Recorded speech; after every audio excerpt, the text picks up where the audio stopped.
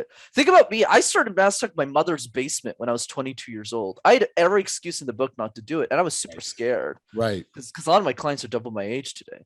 So Yes. how do I push through that? Is it because I overcame the fear? Not necessarily. It's because I pushed through it. So what does that mean for the context of the audience? What that means is asking a very simple question that we haven't really thought of. Mhm. And the question is simply this: how would your life change if you were an exceptional communicator?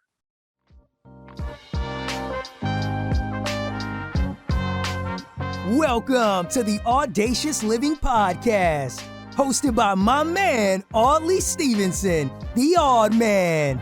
He'll unpack wisdom and insights from a cross-section of top quality performers in business, media, sports, entertainment, and lifestyle to uncover key elements to help you live your best audacious life ever. So without further ado, here is the Odd Man. Greetings and salutations. It's Audley Stevenson back for another edition of the most audacious podcast the internet has to offer. If you haven't heard by now, this is the Audacious Living Podcast, and I appreciate you for being here as we continue our ongoing goal of helping our listeners live their best audacious lives ever. As always, I encourage you to connect with us through our social media channels. You can find us on Twitter, Instagram, and Facebook as well. If you're watching this episode on YouTube, then you know you can subscribe to our channel by tapping the bell down below and staying connected to all good things audacious related.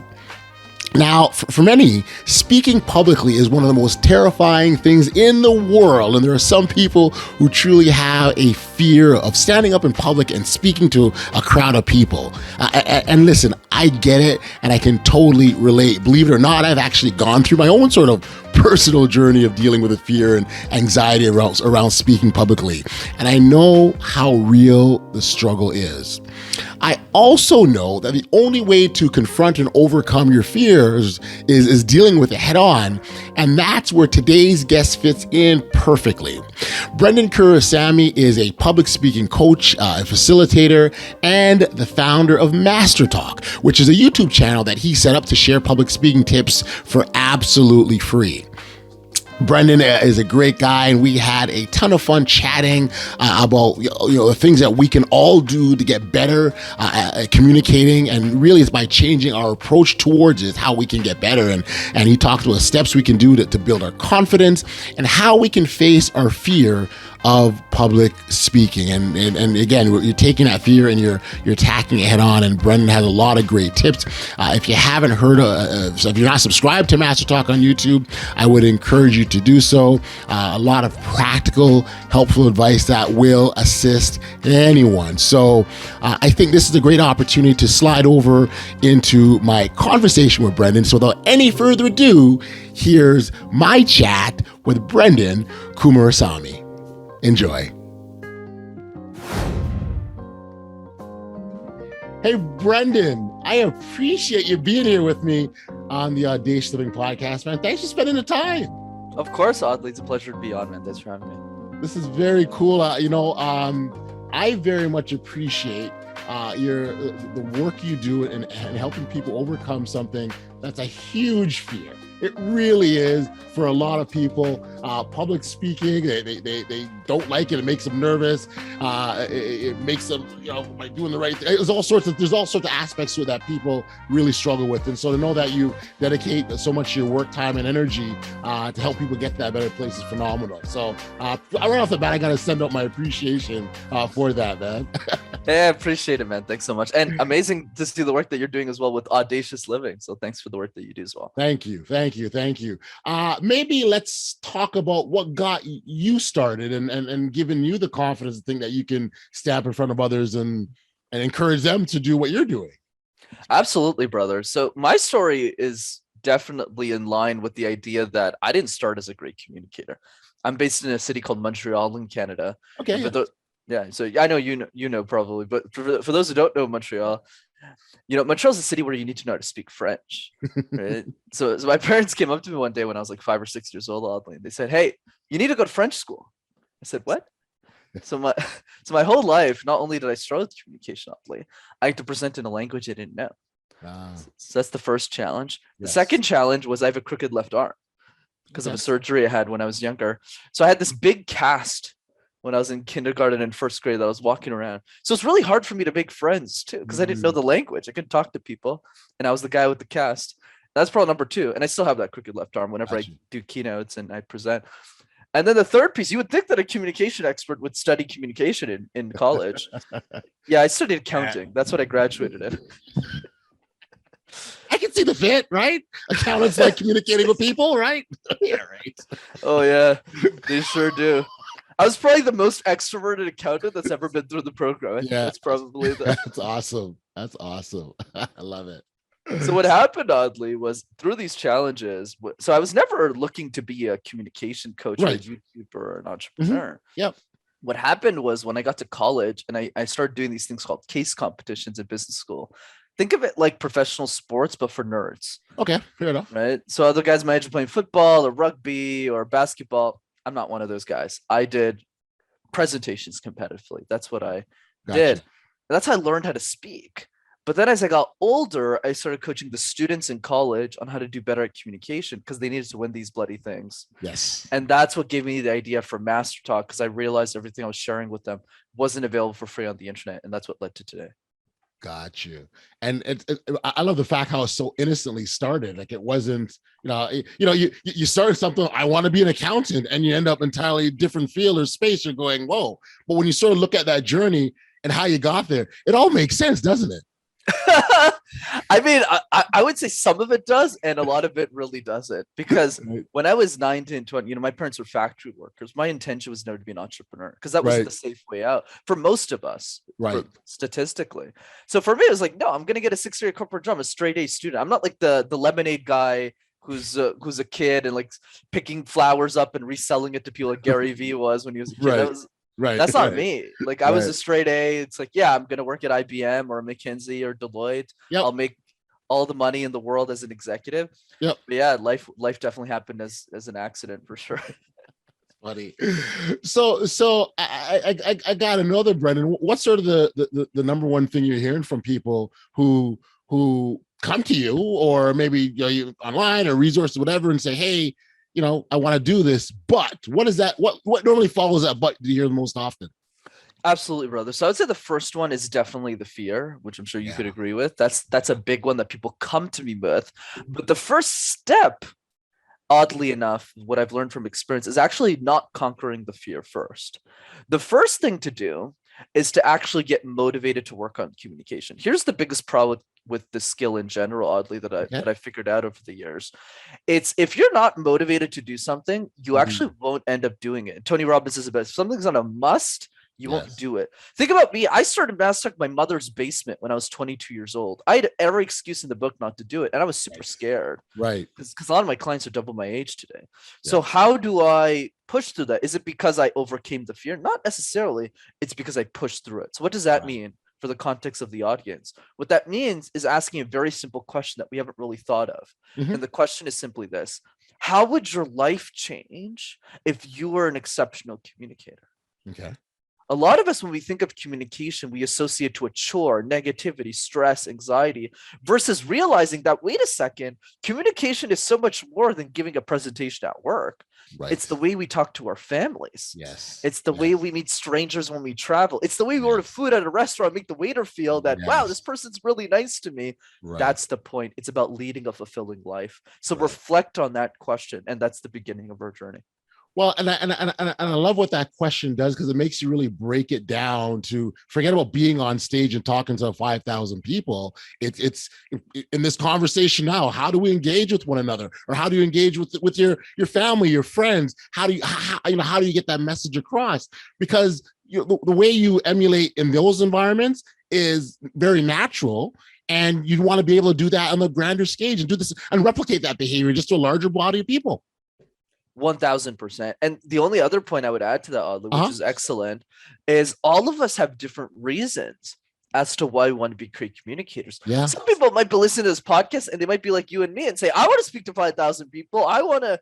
Sure.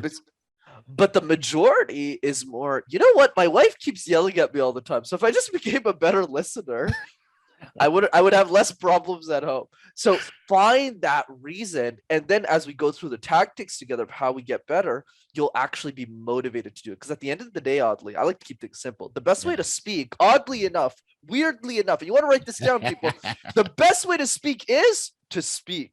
Hey, let me get a pen there. Yeah, you're right. But you've just got to go out and do it. I do very much like that the reason, the why. Why do you do what you do? What is the purpose, right? We're purpose, the purpose-driven life. Like, why are you doing that? And I think once you land on that why, it gives you that motivation to keep going, right? And this is what I need to do. And so I think you nailed it on the head. Absolutely. Oh, thanks, brother. I want to talk about confidence. I'll tell you a quick story. You know, I remember being sort of in my late teens, early 20s, entering the workforce, and I struggled a little with confidence. And specifically, it was tied into a fear. And the fear was I had this fear of not being understood. The worst thing that you could do to me is have me stand in front of you and speak, and at the end of it, you go, I don't understand. And so because I had this fear of not being understood, I elected not to speak. If I don't speak, there won't be any chance of being misunderstood. But what it also does, it didn't allow me the opportunity to share what I had inside with others. So I wasn't getting any further ahead. And one of the things that I started to do is, I was very cognizant about this, Brenden. I knew that it was an issue, and I knew that it wasn't acceptable just kind of being quiet, particularly in circles where people expected me. Like I just kind of, oh, do you have something? Don't you have something to say on this? No, I'm good. But they knew it was there. And so what I started to ask my workaround, if you will, I'd make a point and I'd say, does that make sense? And almost do these mini check-ins. Does that make sense? Do you understand that? And through that process of getting the positive affirmations and absolutely keep going, that's what built up the confidence. But I share that because the confidence is a huge aspect of being able to stand out and speak to people, a group of people. So it's confidence, right? Absolutely. And first of all, thanks for sharing your story, oddly. That's definitely resonates with me. Mhm. And I had a lot of those issues as well earlier in my career. But what I would say, there's a couple of things. The first thing is when it comes to confidence, it's earned, never given. You know, a lot of experts seem to tell you that if you power pose your way to success, you drink a glass of water, you breathe, you're going to be successful. But the reason why executives trust me is nothing to do with, you know, the fact that I show up like confident. It's because like I have the receipts, right? It's like, okay, no, I've gotten those reps. But there's another piece to that that's important to emphasize, as I didn't start there. You know, the first people I started working with were people my own age. People who are younger than me, 15-year-old girls and boys, and I worked my way up. So what does that mean? That means start by serving the person you're comfortable with first, right? Great point. And there's a great quote. Thank you, brother. Appreciate it. So you got my back. So there's a great quote by Ali Gadet, oddly, and the quote is this: if you help one person, the world will give you permission to help everyone else. I love it. So what does that mean in the context of the specific piece that you talked about, early 20s? What I've noticed as a trend is generally the students who get really involved in their schools or often don't have these confident issues in work. Why is that? The reason's actually really simple. When you're getting involved in your school, whether it's a fraternity, whether it's a club, like a sports club, you're actually teaching people your own age and you're leading them. So you can make all the mistakes in the book because it doesn't matter. There's no points on the scoreboard. Right. So that when they go on to work, they go, oh, well, I've already led these 20-year-olds. Let's try 25. Let's go to 30. Let's go to 35. Right. And they build that confidence. Whereas a lot of the students, when they enter the workforce, they don't practice how to be a leader with people where it doesn't count. Right. So what does that mean right now if you didn't get that experience? What it means is start by leading the people your own age in your organization and start brainstorming with them and then work your way up to the VP in the company. Well, what you're saying is never too late. First off, you can always catch up. So, don't worry about what you didn't do. But I also love the fact that you're able to sort of take stock of your accomplishments, right? And I think it's really, really important it's a key connection when you talk about building confidence. It's like, yeah, I did this already. I can do it again. And you sort of elevate and you build upon that. And that's why I've always been a big fan of sort of, keeping track of successes and wins, because that will help the confidence, that will remind you of your greatness and the things that you're able to do just because you've done it before. Absolutely. I completely agree, because if you've done something and you do it over and over again, you get consistent results where your confidence starts to skyrocket. It's just the problem, and I'm sure you'd agree, is people don't start. Yes. People don't do anything. And there's another piece to this. It's a lot easier to go from 1 to 100 than Yes. 0 to 1. Gotcha. So we need to push ourselves to go from 0 to 1.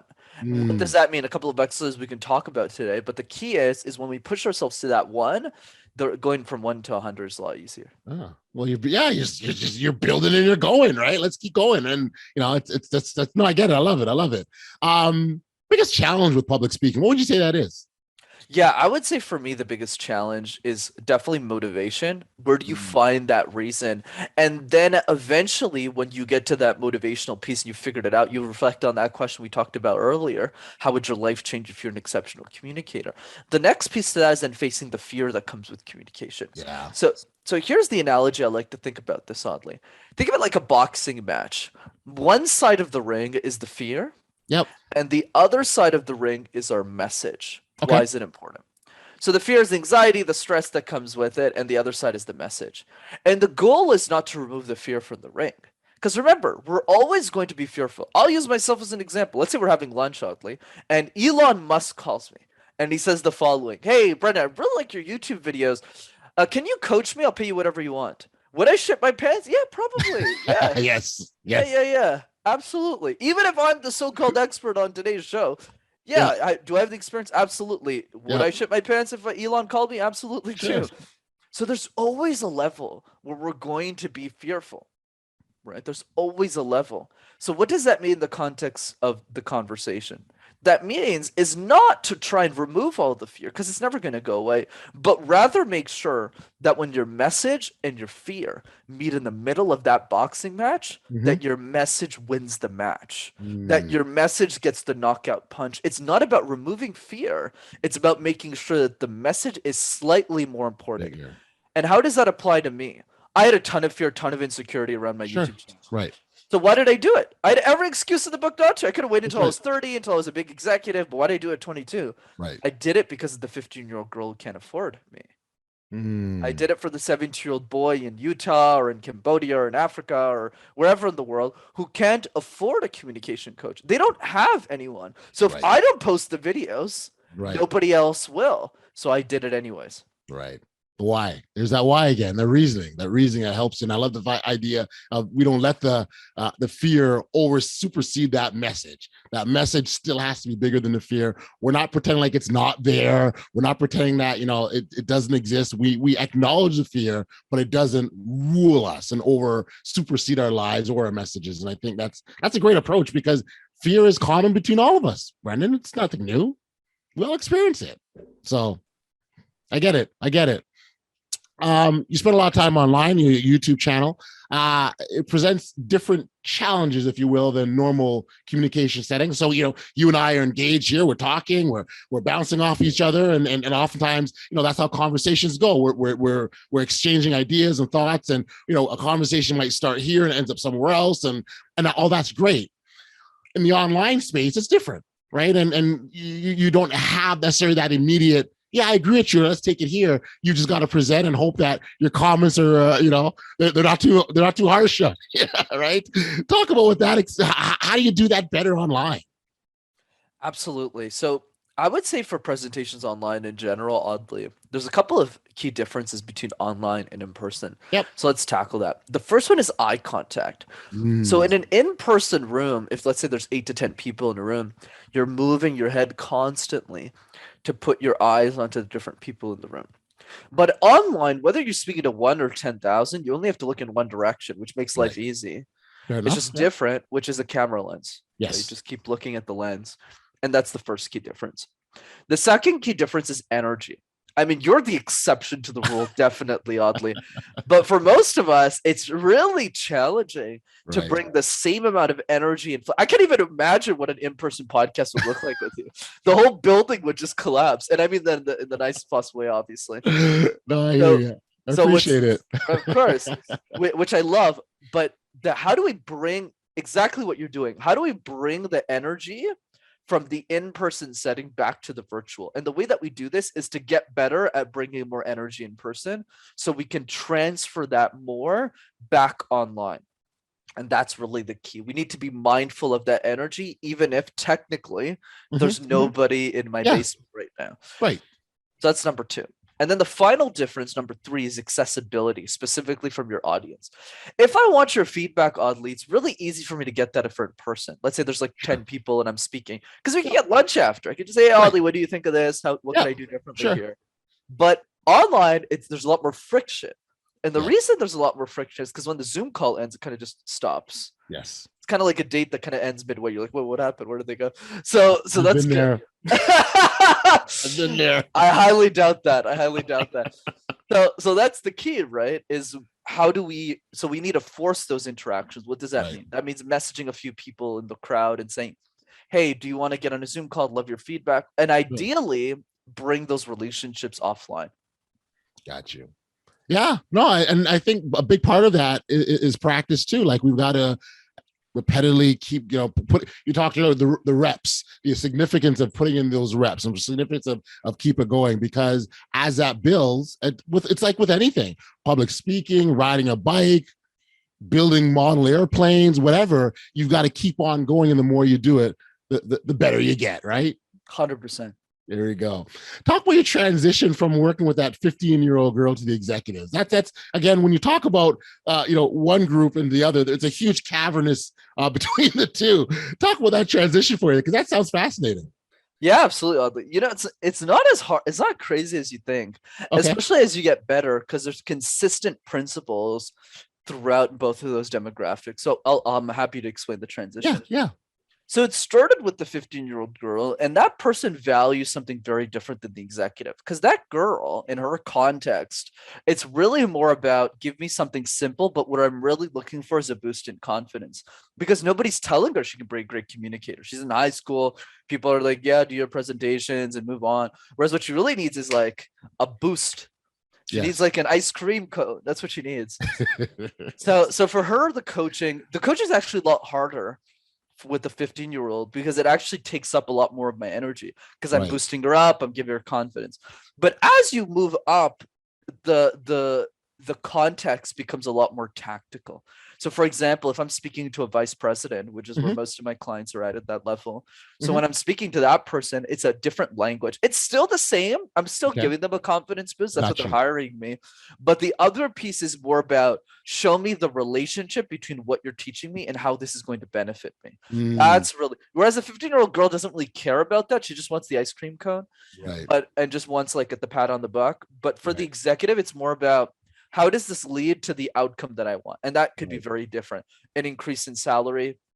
That could be being recognized by their peers at the company as a leader, as someone who stands out from everyone else, and really beating the pack and getting the next promotion that no one else is going to get.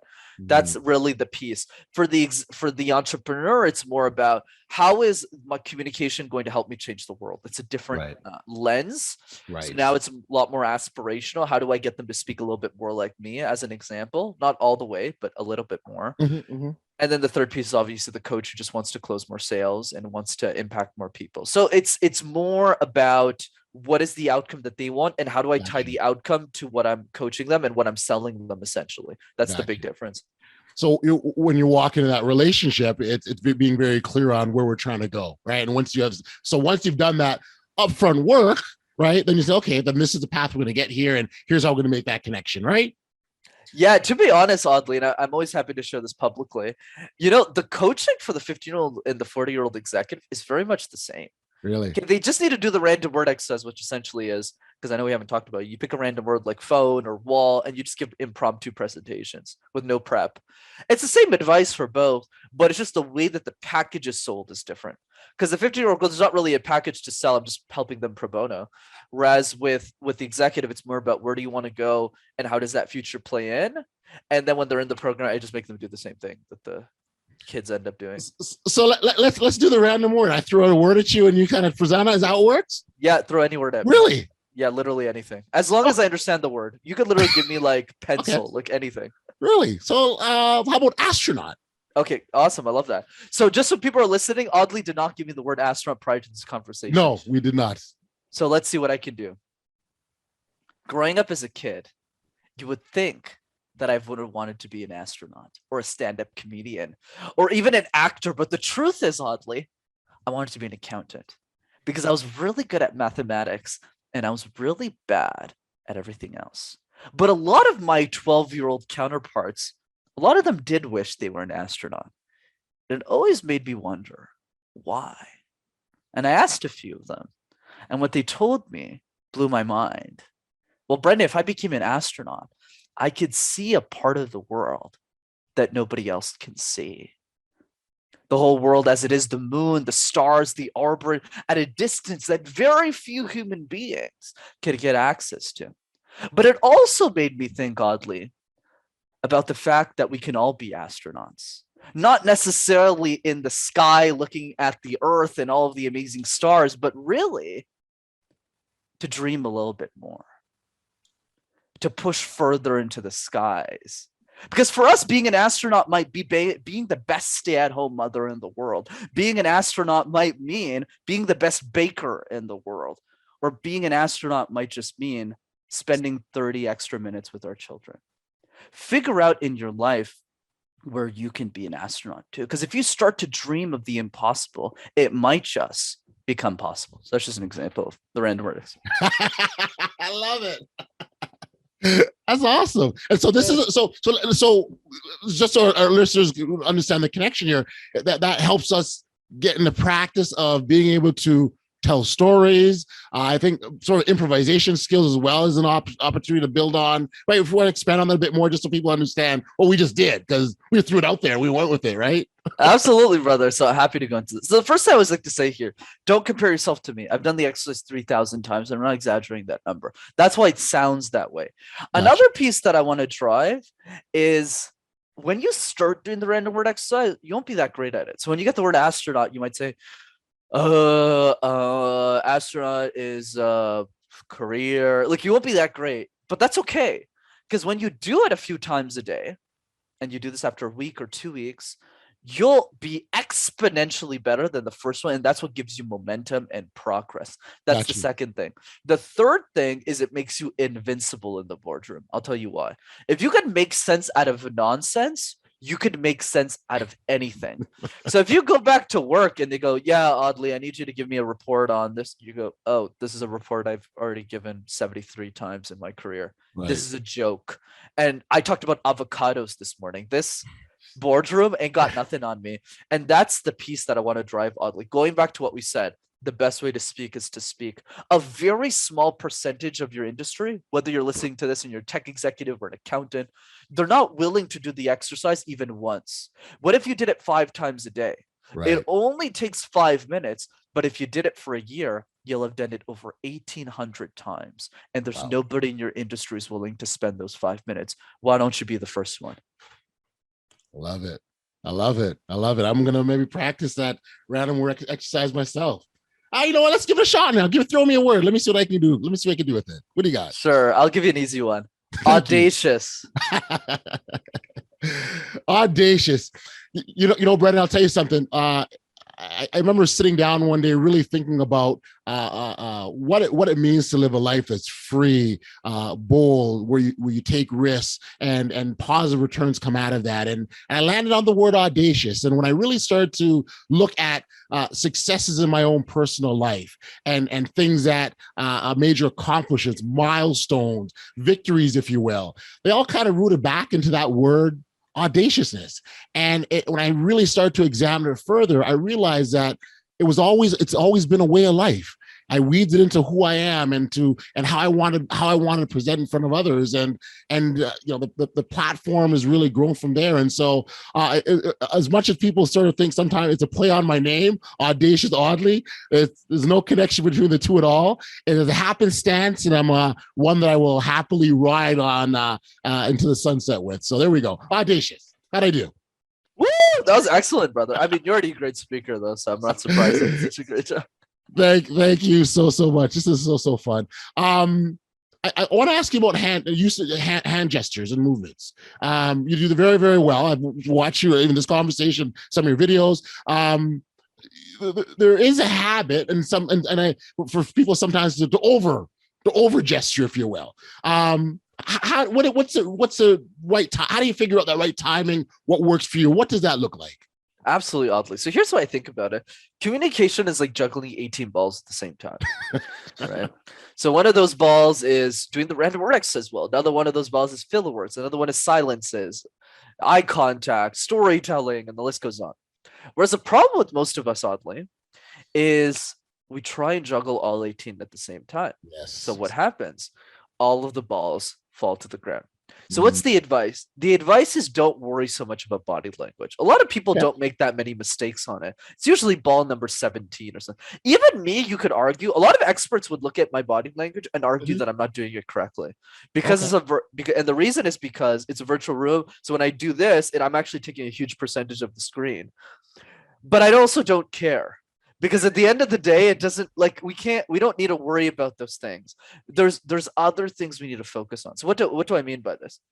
Do the random word exercise 5 times a day. Start with that and get to 100 because most people don't even do that.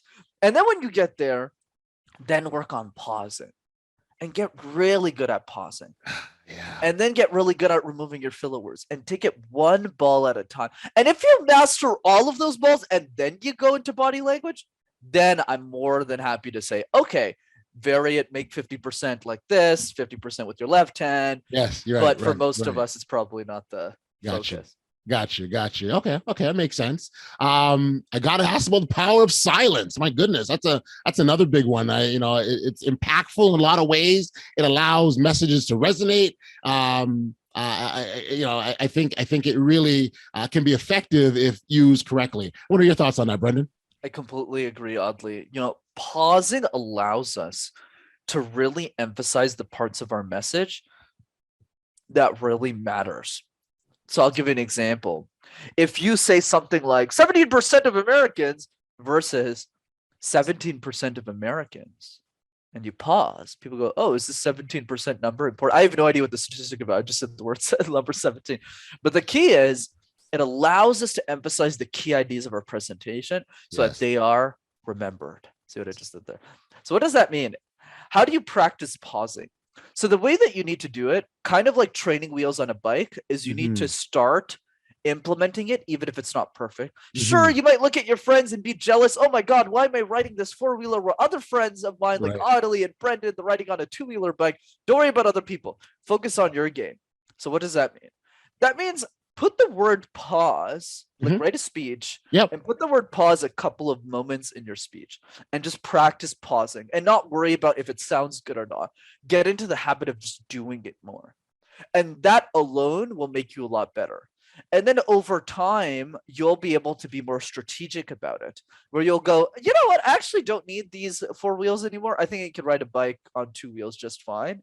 In the same way that you might say, maybe I should end the pause when I say this statistic, or when I say this key idea, or at the end of this sentence. And that's when you start to develop it. But the key is really to start once again and start going through the mess of figuring out. Right. I like the simplification of that and just do it. I mean, so much of it that just do it response can apply to a lot of things. You just got to go out and put it in practice and worry about it later. And I even like the idea, even going back to when you talked about the gestures, who cares? Just do it. Just go out and do it. Don't get caught up in our heads. And I think that oftentimes might be the biggest challenge is we get caught up in our heads and we overanalyze, we dissect it, we break it down, and we're not any further ahead, right? Literally, that is the truest statement you have said in this entire podcast. Most of us overthink everything. And that's why, by the way, I took Mastertalk so seriously in the early days, like the YouTube channel, because I felt a lot of the academics were all overcomplicating this. Yeah. Like they would always start their presentations going like, the fear of communication is rampant throughout society. I was like, yeah, that's going to help people. Yeah, it's perfect. Yeah, just tell them they're going to die as they're speaking and they're absolutely going to change. Whereas my perspective is just like, wait a sec, communication's easy. Right. If and only if you believe it's easy. Right. and you have a strong reason to master it. Because I'll give you an example, oddly, to make this more at home. What one guy told me once, I don't remember who it was, I just remember the story. He said that the reason I want to master communication is to show my wife the world. And I didn't understand. I was like, what do you mean show your wife the world? And he said, well, my wife doesn't speak English that well, and I don't either, frankly. But if I got better at this communication thing, I could travel the world and translate for her. And I thought that was such a beautiful reason to master communication because it's really internal to him. But a lot of us, the problem, oddly, to your point, is we don't really think about that reason. What do we selfishly want out of communication? Right. Because communication is an accelerant of dreams. Yes. It's a dream accelerator. Whatever we want out of life, if we just communicate better, we'll get to whatever that dream is a lot faster. And when we see it that way, we get really excited to the random word exercise with our kids, our nephews, our nieces, and the people around us. Yeah, and that's why when you had reached out to me and I said, oh my goodness, like this is perfect for the podcast, because we can talk about living the best audacious life ever all we want, but it's a communication that will get us there. Right? It's that vehicle to get us there. You can't do it by yourself. You've got to, you have to engage in conversation with individuals. You have to be able to exchange ideas. But communication isn't only just one way. I know we're talking about public speaking, but communication is also what you can garner and what you can hear and empathy. And there's so much layers of this. And I think those are all key aspects to living this audacious life that we talk about here. I completely agree. It's really taking those little steps that builds up our momentum and communicate in a way that most people just don't bother doing. Yeah, Brenden, this is so awesome. I mean, I love the fact that we had a chance to chat today. I had such a great time with you, just breaking down communication a bit. I think the work that you're doing is fantastic. Giving people that giving people that confidence, right? And to be able to face that fear. We're not running from it. Face that fear, but knowing that you can take it head on. It's your message is bigger than your fear. And I think by empowering people in that way, you're doing great work, Brenden. You truly, truly are. Thank you, brother. It's people like you that remind me I'm doing something right with my life. So thanks. Appreciate it, bro. Awesome. We all need that pat on the back every so often. Yeah, we need that guy. For sure. For our listeners who are hearing this and loving what the messaging and loving what they're appreciating what they're getting out of this, and they want to learn more about you, Brenden, where can we send them? Absolutely, brother. So 2 easy ways to keep in touch. And thanks again for the great conversation. This is fantastic, oddly. So 2 easy ways. First one is the YouTube channel. Go to Mastertalk in one word. Just type that in and you'll have access to hundreds of free videos on how to communicate. And the second way, for those who are interested in seeing me live, I do a Zoom call every few weeks on communication. It's free, it's live, it's interactive, and it's super fun. And if you want to register for one of those, all you have to do is go to the website rockstarcommunicator.com. That you are definitely a rock star communicator, Brenden. You absolutely are. Listen, thank you for this. A lot of fun. Let's keep in touch. And again, congratulations on the work you're doing, man. It's fantastic. Oh, thanks, man. I appreciate it. Dude, if I had 1,000 people like you in my corner, oddly, geez, I could take over the world. Thanks, bro. I appreciate it. Likewise, by the way. Likewise. Love the work. Thank you. Thank you. Be well, Brenden. All the best. You too, man.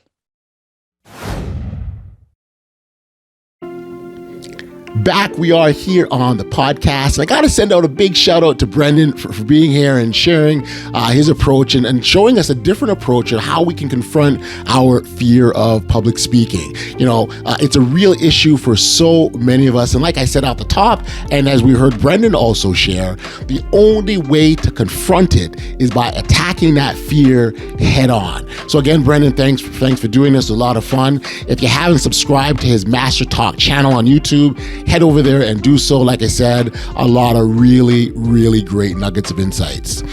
When I think back to my conversation with Brenden, he really left us with a lot of great points. But if there's just one thing that I would take from our chat, it would be this. Being able to communicate effectively is perhaps the most important of all life skills. Possessing strong communication skills can aid us in both our professional and personal lives, as it enhances our ability to connect with others, whereas in contrast, poor communication skills can lead to frequent misunderstandings and frustration due to that lack of connection. When you take a look at the greatest leaders, one of the traits that they possess is the ability to communicate effectively, which underscores the importance of the communication skills that I talked about. As with most things in life, the only way you'll ever get good at anything is with practice. That means that we may not be very good from the onset. We might be clumsy at it initially. We'll make mistakes, but course correcting and trying again is where we can improve. It's going to be uncomfortable, absolutely, but key communication skills is essential, on the pathway to becoming better and a more audacious communicator. Hey, listen, if you haven't registered for email notifications of the podcast, do know that you can do so simply by heading over to bestaudaciouslife.com, enter in your email address, and you'll be alerted every time we've got brand new content that comes out. We've sadly reached the end of another episode of the Audacious Living Podcast. And as always, I want to send out a big shout out and thanks to our audacious listeners and all those lovers of audaciousness. Your support is what keeps this thing going. So thank you, thank you, thank you. Until next time, stay safe, be kind, show love to one another, and be audacious. You've been listening to the Audacious Living Podcast, hosted by Audley Stevenson. If you enjoyed what you heard, be sure to like, subscribe, and share. Until next time, be audacious.